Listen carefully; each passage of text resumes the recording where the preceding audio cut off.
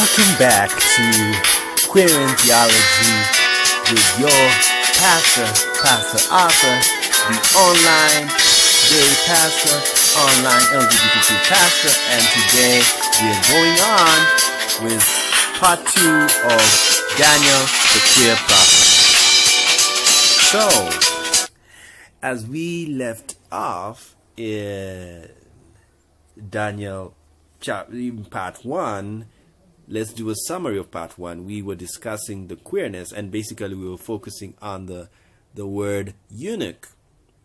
And we found out that the eunuch means a minister of state, an officer of state, a guy who protects the bedroom of the king. And he is basically, he's queer because naturally, biologically, his makeup is different. It is the testosterone levels are low. He has a problem in his testes. Sometimes some of them have their sexual organs removed, and some are naturally effeminate. They are feminine. And I remember it was reminded me of a discussion I had with somebody, and he was telling me, he told me he was effeminate, or he could be termed as that, and I told him, oh, don't worry, I understand that challenge. And he said, no, it's not a challenge. It is natural. It's who he is. And I was so happy to hear that, because he has accepted that is who he is. And it was a very good lesson for me to know. When you're brought up in the heteronormative society and system, you can be very injurious to people who are queer. And that's why you have to be very careful how you deal with people, especially in this time when we are now realizing they are queer people. Like, pronouns. We are now able to use pronouns. It's good for you to learn the new pronouns for the queer people out there.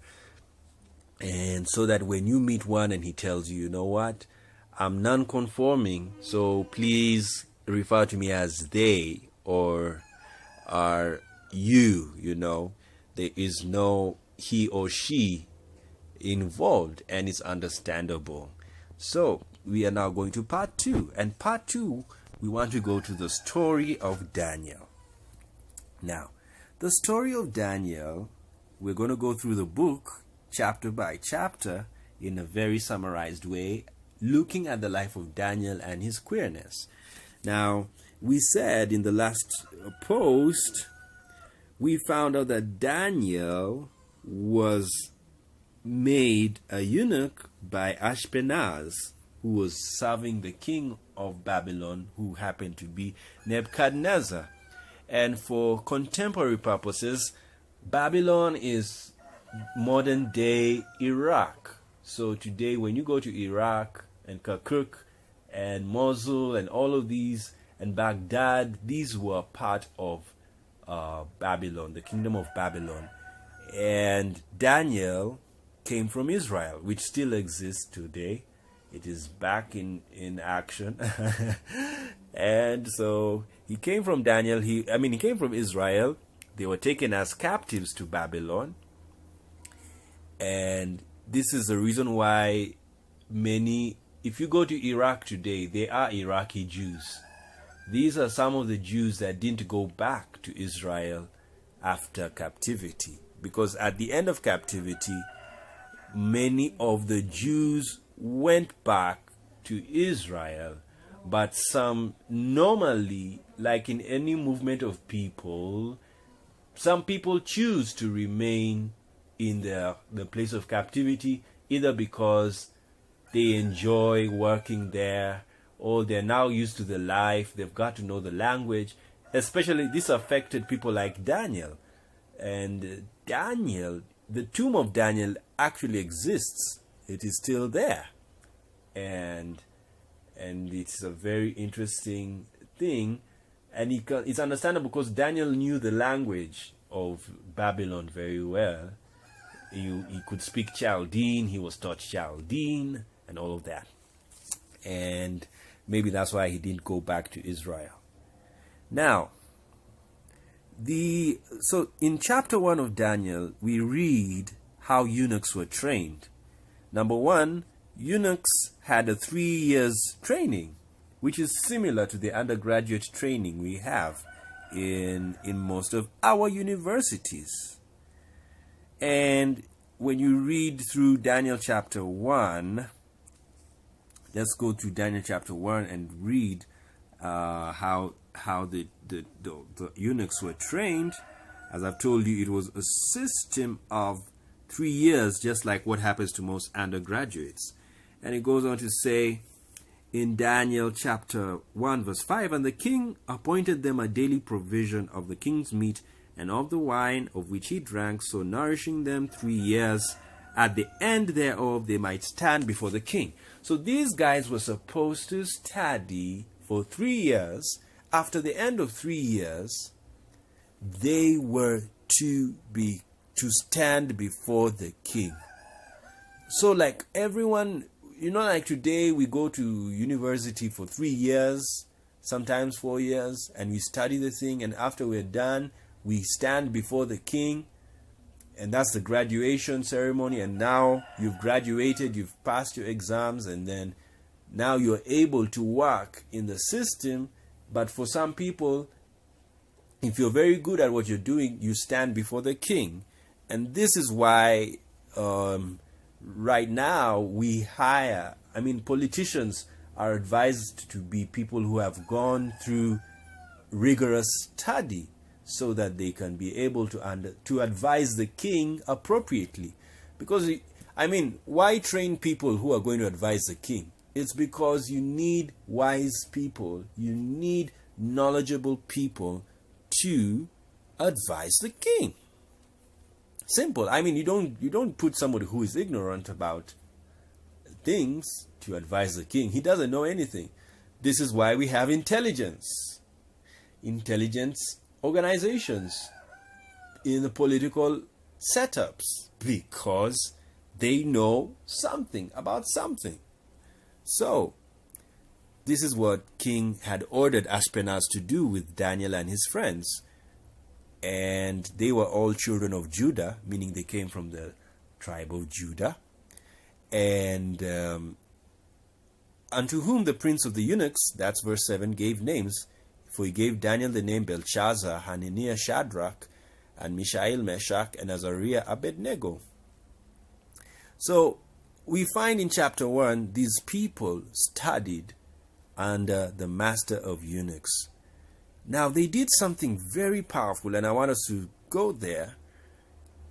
And it says in verse 17, and for these 4 children, God gave them knowledge and skill in all learning and wisdom, and Daniel had understanding in all visions and dreams. And the king communed with them, and among them all was found none like Daniel, Hananiah, Mishael, and Azariah, and therefore they stood before the king. So what we are seeing here, these men, I want us to focus on verse 17. God gave them knowledge and skill in all learning and wisdom. What does this mean? It means that knowledge and skill in all learning and wisdom comes from God. We are against what we see in churchianity today, where there is a lot of anti-science. The anti-science in the church today is so high, it is chasing millennials out of church. They are out of the church because they can't understand why churches are anti-science. Why are they homophobic? Why are they transphobic? Why are they biphobic? Why are they against the poor? Why are they not able to advise politicians wisely? Why are they not to... You see, millennials are in a different... Because millennials now have become very tech savvy, very intelligent in using technology, and so their perspective of the world has changed. And it is changed because it has now come to the fact that they value enlightenment. They don't value hypocrisy.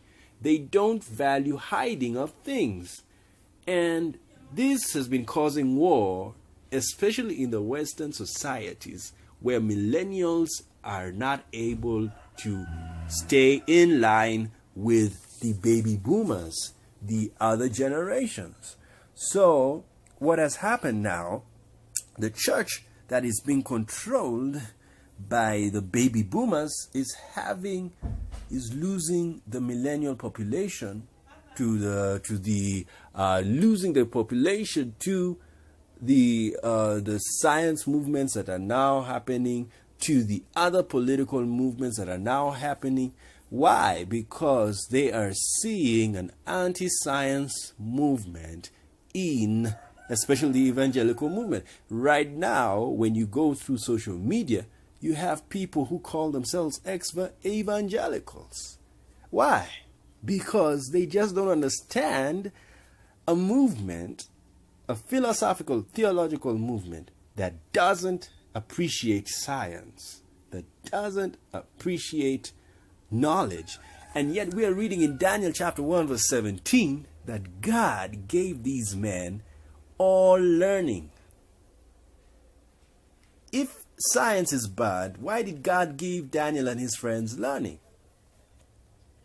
If science is bad, why did God give them skill and knowledge, which is science? The other word for science is knowledge. Let's read the word science from Merriam-Webster, and you will tell me what you think about it.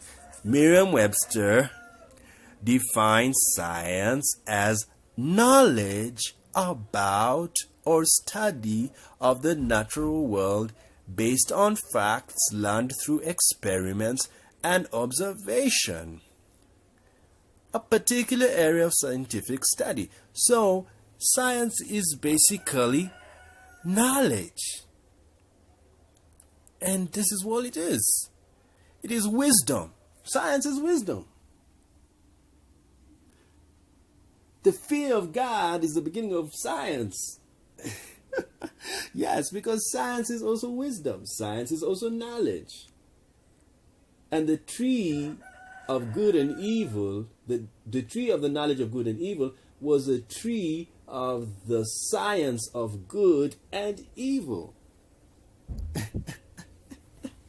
So you see, this is the meaning of the word science. It is just knowledge. So you cannot be an anti-science church and pro-God. No. You'd rather be a pro-God and pro-science. When you are pro-God, you are pro-science. And science tells you that there is biodiversity. There is psychological diversity. There's psychosexual diversity because of genetic diversity. All of these things. So basically what needs to happen in the church right now, there needs to be a renaissance, academic renaissance in the Abrahamic religions, especially the Abrahamic religions. I really don't have a problem with Hinduism. I see science is very, they value it, but they also, they also have challenges in their religion. You know, the caste system is a very, very bad system. It's so unequal and needs to be changed. So religion right now is facing a time it needs renaissance. It needs enlightenment.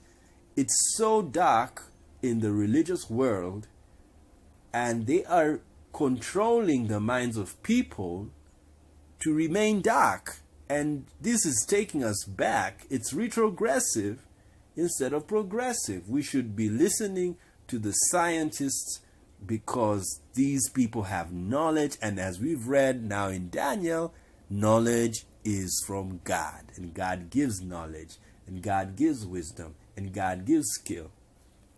And in all learning. Now let's go on. So that's Daniel chapter 1. We see these men were clever. They had learning and wisdom. Now in Daniel chapter 2, we see the knowledge of these people, of these eunuchs, of these queer men, because they were castrated and they were queer. They were not normal men. They were different men. They were special men. A castrated man is a special man. He's not an ordinary man. And psychologically, he is different from the normal man who could be hetero or homosexual. And guess what? Even a castrated man can be homosexual or heterosexual. All of that is okay. So, now I want us to study.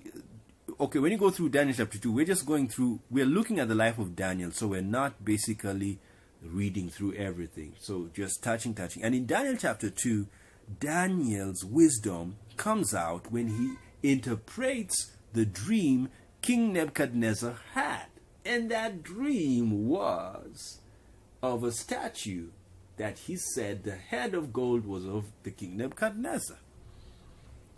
And when Daniel saw it, he said, wow. I mean, the king had the interpretation. Do you know what he said about Daniel? He praised Daniel for who he is, his wisdom, and he praised the king. He praised the God of Daniel.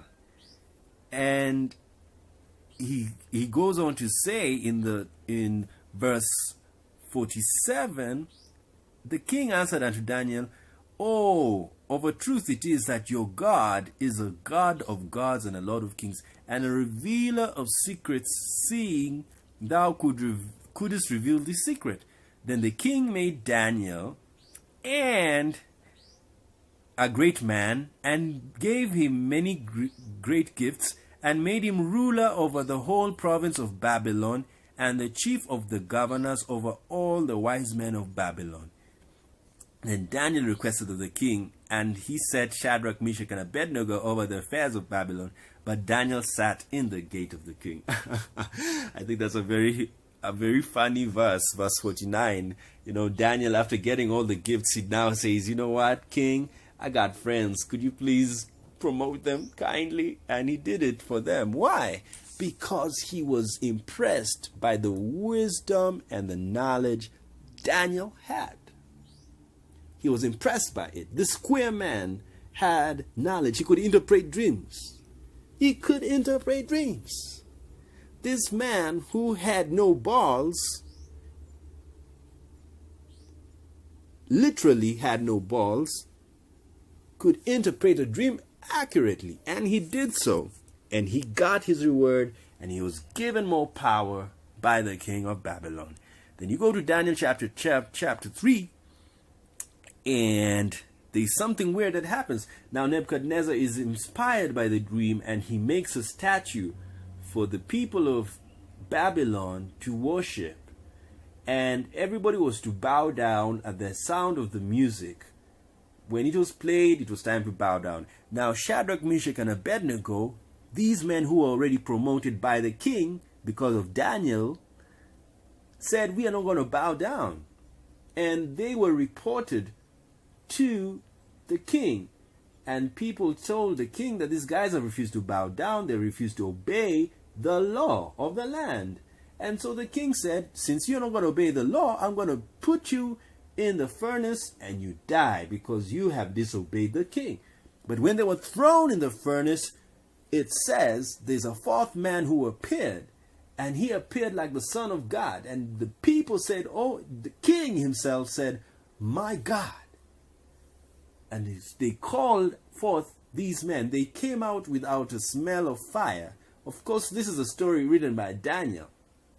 So we were not there, but that's what it says. And they came out, and the king worshipped the God of Abednego, Shadrach, and Meshach. Why? Because they stayed in the word of God. They refused to obey the king.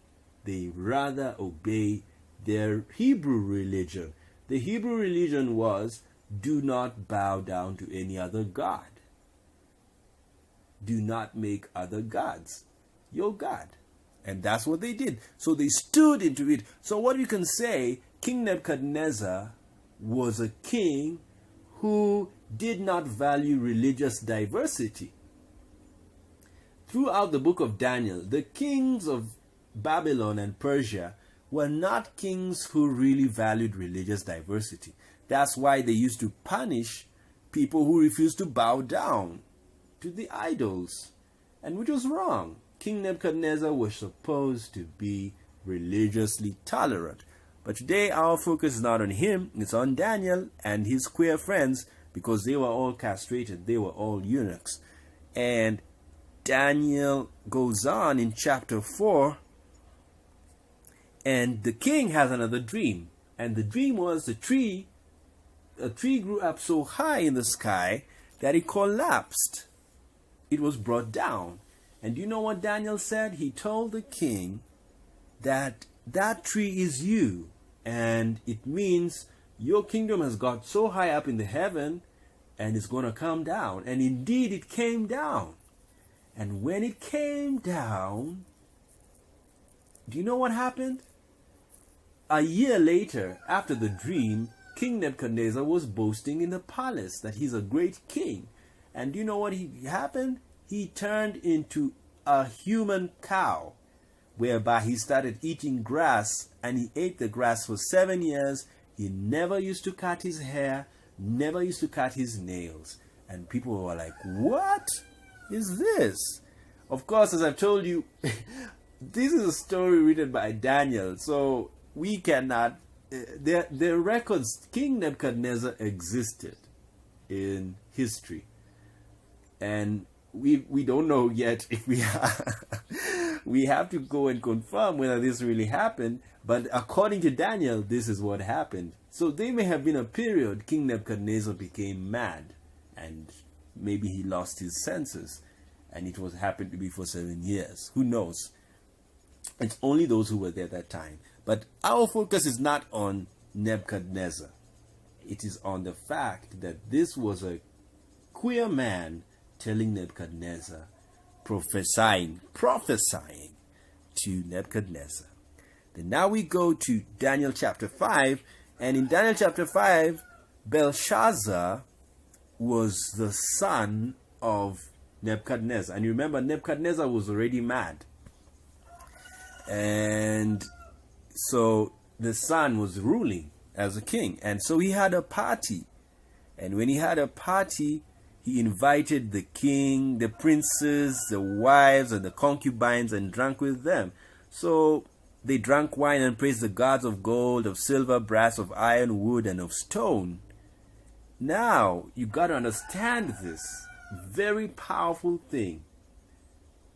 People have parties.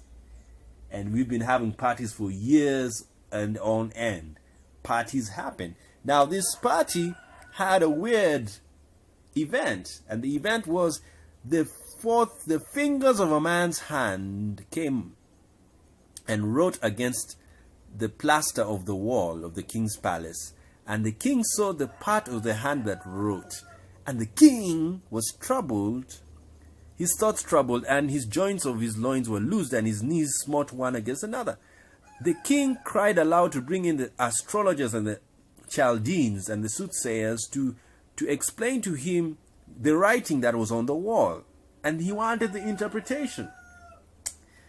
And guess who gave the interpretation? It's Daniel. And Daniel explained to him that it was the end of his kingdom. Mene, mene, tekel, upharsin. Your kingdom has been numbered and finished. It's found wanting and is divided and given to the Medes and the Persians. And on that day, King Belshazzar died.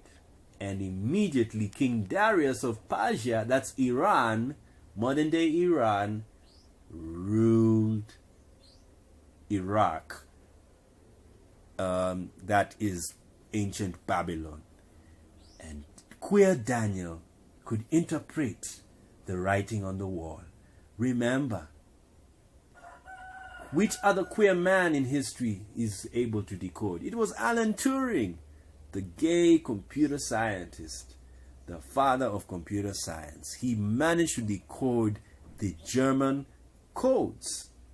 He managed to, the Germans were the superpower militarily during the Nazi time.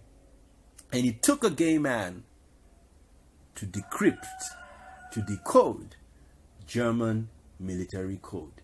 And who knows, and I know, it's Alan Turing that led Germany, that made sure Germany was defeated, because through the decoding, German communication systems were done. They were finished. Everybody could now know what Germany was planning. Germany was planning to attack very many places. Germany wanted to take over the whole world through Hitler. And it stopped because of the gay man, Alan Turing, the queer man. And just like Daniel, Daniel prophesied the end of the kingdom of Belshazzar, the son of Nebuchadnezzar. And then now we go to Daniel chapter 6, and Darius makes the same mistake Nebuchadnezzar makes, and he decides to make a decree that people should worship his God. And of course, as you know, all politics, presidents and the presidents, all the presidents of the kingdom, the governors and the princes and the counselors and the captains have consulted together to establish a royal statute to make a decree that whosoever shall ask a petition of any god or man for 30 days, save of thee, O king, he shall be brought into the lion's den. So you got to understand the Babylonian system or the Persian system had a system of presidents, governors, princes, counselors, and captains. And all of these people, they were men who liked pleasing the king. So they always look for opposition. So you must understand, this is a monarchy. It's not a democracy. So in a democracy, in a monarchy, if you are against the king, you are an enemy and they want to finish you off. So the laws of a monarchy are always looking for who is not with us. And so they created this law to say only people should pray to King Darius. And whoever doesn't pray to King Darius is going to be thrown in the lion's den. And Daniel was that man. He prayed to God, Yahweh, Elohim, the plural God, the plural Hebrew God, who is one but many. And he prayed to him and not Darius. And so he was sent to the lion's den.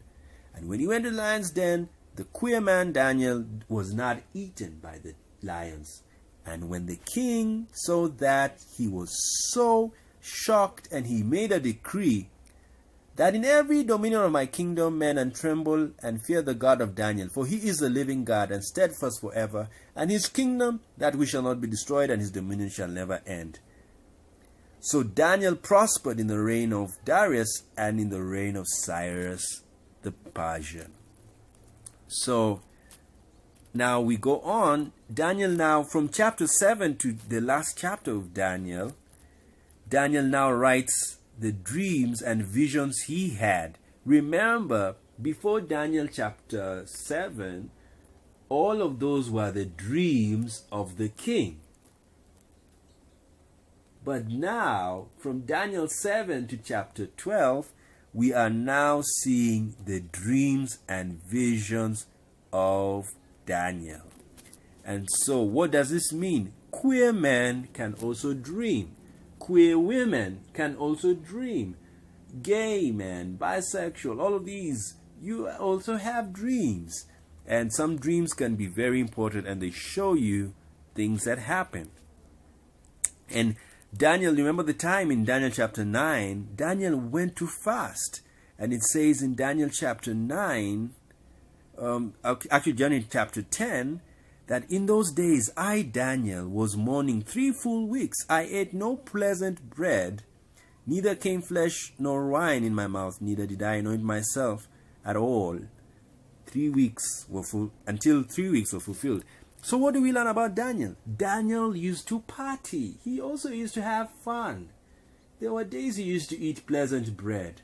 There were days he used to eat meat, flesh. There were days he used to drink wine, alcohol. He used to take Budweiser. If he was in our time and he was working maybe in the White House, he would go to the bar and drink.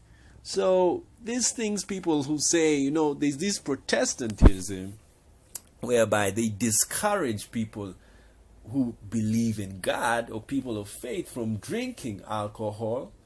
They discourage them because they think it's a sin. because Paul said do not drink wine in excess, he didn't say do not drink wine. He said do not drink wine in excess, which can be interpreted as do not overdrink wine. Because when you overdrink it, you can act crazy. But if you just drink enough, it's fine. And besides, Jesus made wine, and Jesus drank wine. The Last Supper, they drank wine. I mean, if Jesus was so against alcohol, he would not make it. He would have said, "Thou shalt not allow me to make wine, for wine is a sin, is the blood of Satan, and I will not do it." But he didn't do that. He drank it. He even made it, and it was even the best wine. Who knows? Budweiser may want to hire Jesus. Heineken is ready to hire Jesus to make sweet wine. It seems he knows he's a great alchemist. Yeah, so Jesus would drink, and besides, the people used to call him a wine bibber. He used to drink. He was the opposite of John the Baptist. And when we're going to study the ministries of Jesus and John the Baptist, we're going to see the differences. That whereas John was very conservative and very strict, he was anti-pleasure. Jesus was pro-pleasure. He would drink. He spent time with 12 disciples. He walked around. He would talk to the prostitutes, talk to the tax collectors. He didn't really have a problem. And John the Baptist was a bit different. But guess what? They had the same message. And their message was not to follow the way of what do you call it? The way of the Pharisees. Because you've got to understand the time zone Jesus was in. And John, they were not Pharisees. They were not of the Pharisee sect. There were very many sects. And Jesus had a sect. John the Baptist also had a sect. And the disciples of Jesus were people who were not part of John the Baptist sect. And there were few differences from John the Baptist sect. Because the John the Baptist sect, they baptized. Also, Jesus baptized in water. But they used to fast. And Jesus' disciples never used to fast when he was around. And they asked, why don't your disciples fast like John's? And Jesus said, you know what? When the bridegroom is around, there is no need to fast. But when he goes, they will fast. So in short, since he was around, there was no need to fast. But now that he's gone, they were fasting. So basically, all of these are sects in the Bible. When you understand the Bible that way, you will take time and really understand it's just a human collection of experiences and how people relate to God. The Pharisees had their way to relate to God, but it was not that fun. But they were doing it anyhow. It was getting them what they wanted. The Sadducees and John the Baptist and Jesus Christ are even said to be Essenes. So, anyway, I can talk about Jesus and John forever. So let's finish on Daniel. So basically, I was just trying to say Daniel enjoyed life. It's not bad to drink. It's not bad. There's a time for everything. There's a time to have fun. There's a time to fast. And that's what happens in religion sometimes. And, some religions, they can fast for a whole month, like what you see in Islam. They have a whole month of fasting. And maybe in Christianity, you can fast for some time, but you don't fast without knowledge. There's a lot of sad stories happening there, especially in churchianity, where people fast I remember there's a great man from West Africa. He was a pastor and he wrote very many books. And he decided to fast for 80 days because since Jesus fasted for 40 days and he said we will do greater works than him, he could do 80. So when he did the 80th, on the 80th day he died. And well, rest his soul in peace. But it's weird. He needed to understand the science of fasting. And you can study the Hindus how they do their fasting. And I think they know they're fasting. They don't fast without knowledge. And they're very weird people. It's very interesting how... That's why we are an interfaith channel.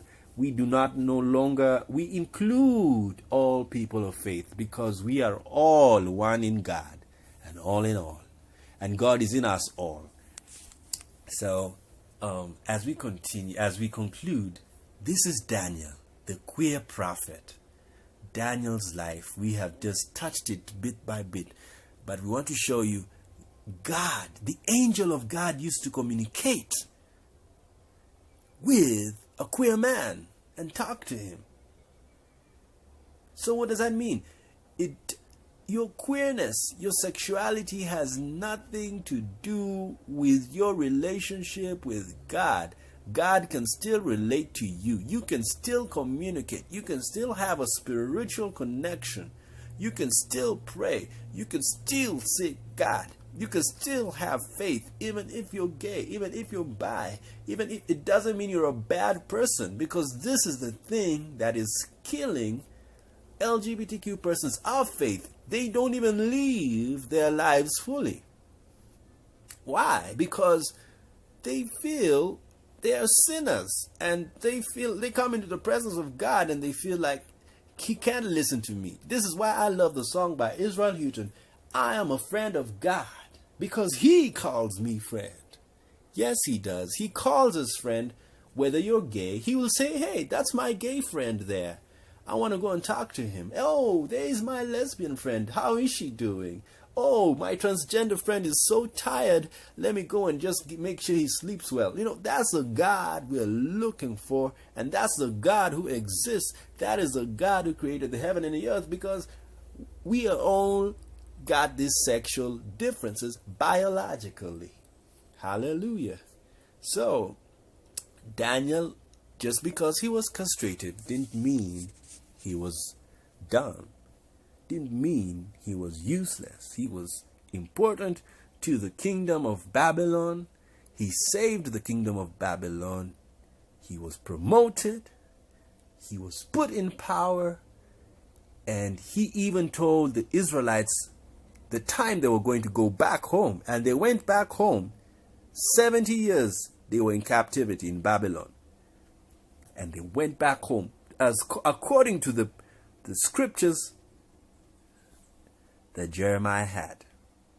The prophecy of Jeremiah. Hallelujah. So let's enjoy and accept that LGBTQ people have existed in nature and in history for thousands of years. And they can have a relationship with God. They can have a spiritual lifestyle too.